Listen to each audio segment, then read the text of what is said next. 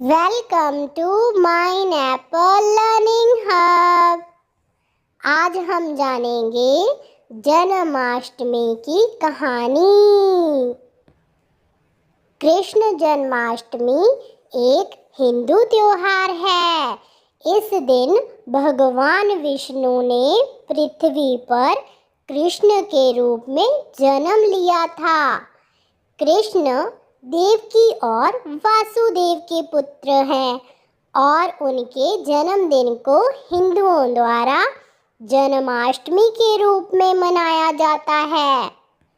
श्री कृष्ण की माता थी देवकी और उनका भाई था कंस, जो कि बहुत ही अत्याचारी राजा था।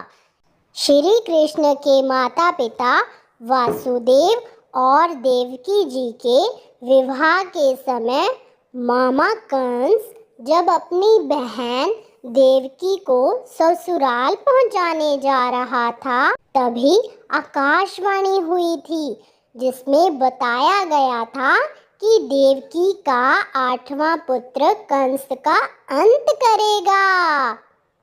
इसी डर की वजह से कंस ने अपनी बहन देवकी और वासुदेव को कारागार में बंद करके रखा था। वासुदेव देवकी की एक एक करके 7 संतानें हुई और सातों को जन्म लेते ही कंस ने मार डाला। अब बारी थी 8वें बच्चे के होने की। कंस ने इस दौरान कारागार में वासुदेव और देवकी पर कड़े पहरे बैठा दिए। जिस कोठरी में देवकी और वासुदेव कैद थे, उसमें अचानक चतुर्भुज भगवान प्रकट हुए। दोनों भगवान के चरणों में गिर पड़े। भगवान ने देवकी और वासुदेव से कहा, अब मैं नवजात शिशु का रूप धारण कर लेता हूँ। तुम मुझे इसी समय अपने मित्र नंद जी के घर वृंदावन में ले जाओ और उनके यहाँ जिस कन्या का जन्म हुआ है उसे लाकर कंस को दे दो। भगवान ने कहा, तुम चिंता ना करो, जागते हुए पहरेदार सो जाएंगे। कारागार के दरवाजे अपने आप खुल जाएंगे और यमुना तुमको पार जाने का मार्ग खुद दे देगी। भगवान के आदेश अनुसार वासुदेव श्री कृष्ण को लेकर यमुना पार नंद जी के घर पहुँचे। वहाँ उन्होंने एक बच्ची को पाया जिसका नाम योग माया था, जो यशोदा और नंद के पास पैदा हुई थी। वासुदेव ने बच्ची योग माया को बच्चे कृष्ण के साथ बदल दिया।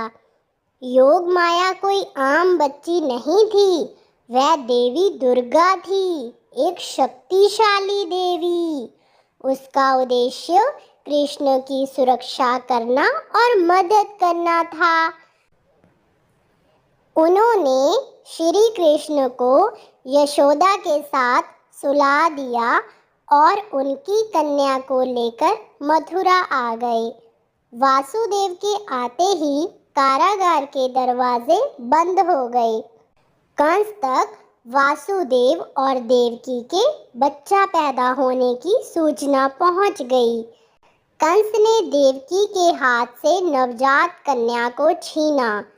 सोचते हुए कि वह बस एक बच्ची है, कंस ने उसे एक कुएं में फेंक देने का निर्णय लिया। लेकिन जब उसने उसे फेंका, तब योग माया अपने असली रूप में देवी दुर्गा के रूप में परिवर्तित हो गई और उसने कहा, अरे मूर्ख, मुझे मारने से क्या होगा?